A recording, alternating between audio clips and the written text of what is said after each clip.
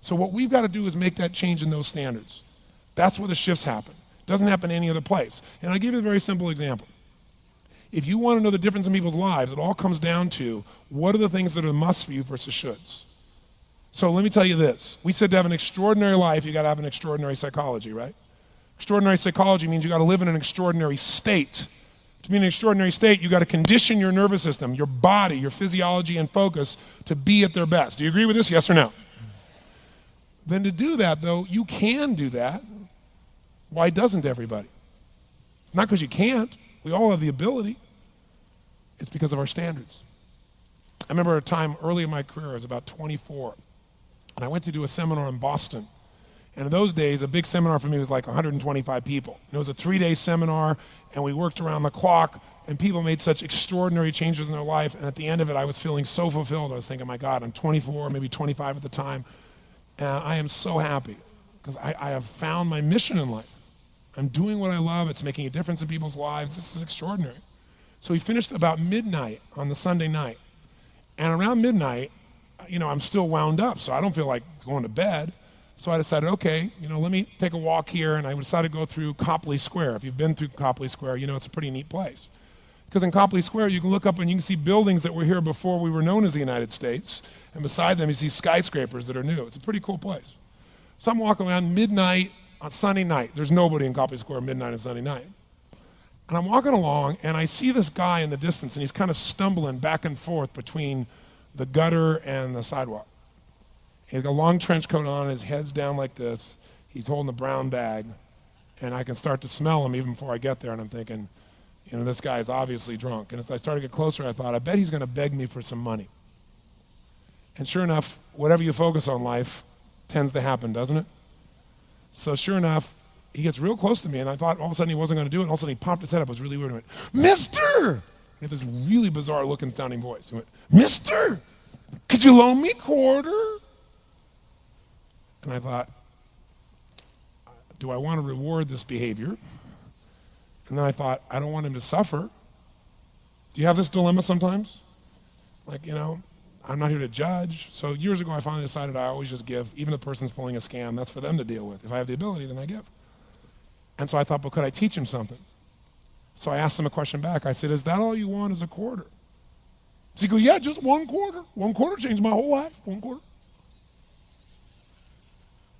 I said, really? He said, yeah, one quarter. So I reached in my pocket, and I pulled out my money clip. And in those days, I was very young, just starting to succeed. And my original mentor was a man named Jim Rohn. I don't know, how many have heard of Jim Rohn? Anybody? Yeah, he's a great guy. And Jim told me, he said, Tony, look, you've come from a poor background. You got a poor psychology. You got to change it. He said, you don't have any money, so pretend you do. He said, start training your brain, condition it. He said, go save all your money, get $300 bills, and put them on the outside of your money clip, even though you only have $5 in between them. So every time you put it out, you'll see that, you'll feel inspired, you'll feel better. He said, and you'll feel better, you'll do better. So I was like, okay. So I did. So I pulled my money clip, and sure enough, I got $300 bills in. I made sure he saw the bills. So I'm tearing through that, right? Looking in between there, see if I can find some change. But I made sure he saw it. Sure enough, he's looking at the $100 bills, checking it out. I find the quarter, I pull it out, take the money, put it in my pocket. I notice he's watching my hand going into the pocket. I took the quarter, and I looked at him, and I said, sir, life will pay any price you ask of it. And I gave him the quarter. And then something really interesting happened. He took the quarter. He looked at the quarter. He looked at me. He looked at my pocket. He looked back at the quarter, looked at me, looked at my pocket, looked at me again, looked at the quarter, looked at my pocket, looked back at me and said, you're weird. And then he shuffled on off like this, right? And I thought to myself, wow, what's the difference between him and me? I mean, I was 24, 25 at the time, doing what I love most, have my mission in life, and he's in his early 60s, drunk on the street begging for quarters. What's the difference? And I thought, well, maybe God's blessed me because I'm such a good person. I thought, and he's such a bad person, that's such bull. And I thought, wow, maybe the answer to that question is what I just told him. Life will pay whatever price you ask of it. But you know what's interesting? You got to ask intelligently. In the Bible it says, ask and you shall what? Yeah, pretty good formula. You ought to look into it. But you know what? It says, ask and you shall receive, but I'm sure it meant ask intelligently. I'm sure that's what God meant. I'm sure he didn't mean bitch and you will receive. Whine and you will receive. I don't think that was the instruction. Now, if you were going to ask intelligently, there might be 5 elements of that. Number one, you'd have to ask specifically, wouldn't you?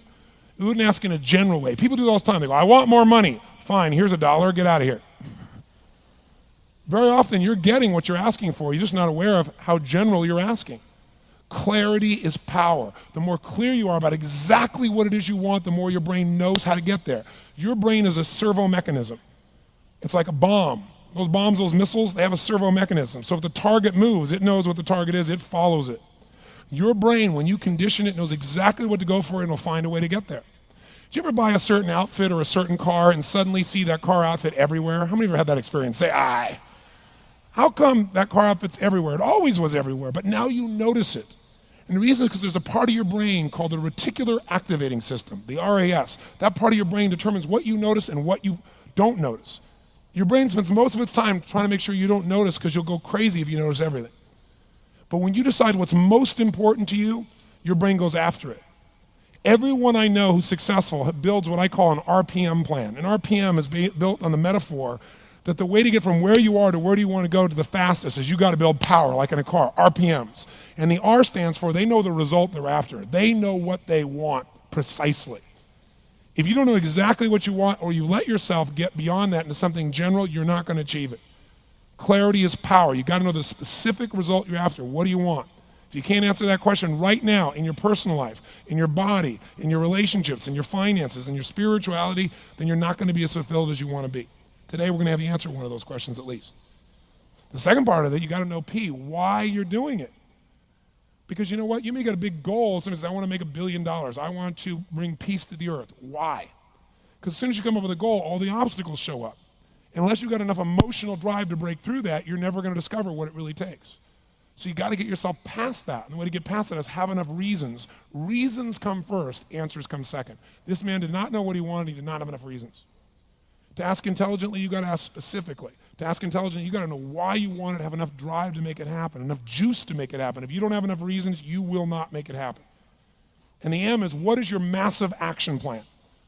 What is going to get you to actually fall through? Because the first plan's not going to work and the second plan's going to work, so you better have enough plans that if the first two don't work, you still got something else. Otherwise, you're going to be having excuses why it didn't work. So asking intelligently requires that. So if we're going to be extraordinary in our results, we've got to be in an extraordinary state. We've got to know what we want and we've got to go use it.